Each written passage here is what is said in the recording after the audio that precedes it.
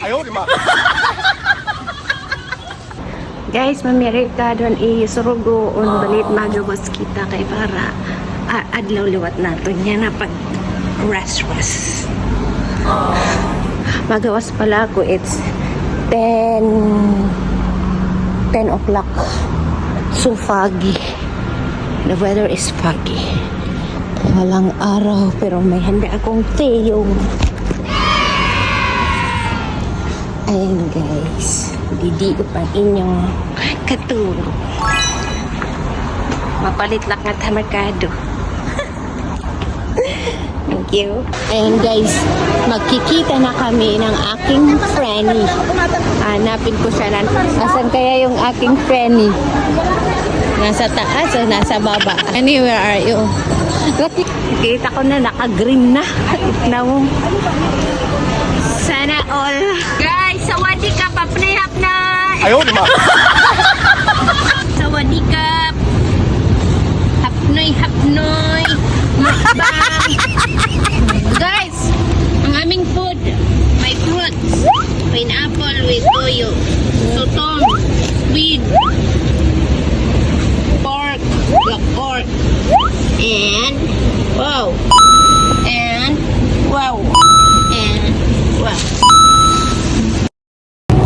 Guys, dito kami sa aming tambayan ng mga walang pera.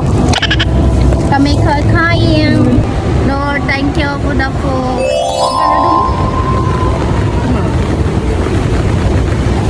Pwede na ako mag-asawa. At pagkatapos namin kumain ng tanghalian, doon sa tambayan, tumawid kami, papunta naman kami ng Somerset. Dinaanan lang namin yung mga kainan dahil wala kaming pambili kasi mga mahal dyan ang mga pagkain. Crossing Road. Punta kami ng Somerset Park. Adi na kami guys sa Somerset. Sobrang ganda dito, char. Nawong. Maganda ba dito? No. Guys, pangaon na liwat kami.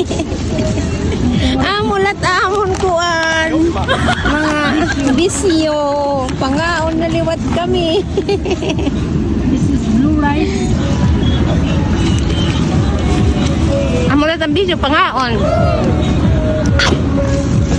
Ito po yung tinatawag nilang pulot kotam, yung ng Chinese dessert nila dito. Hatok man ini. Haton biniglit pero wala na sahog nun ng mga kamuti sa udo. Mira ko na talaga. Glutinous rice.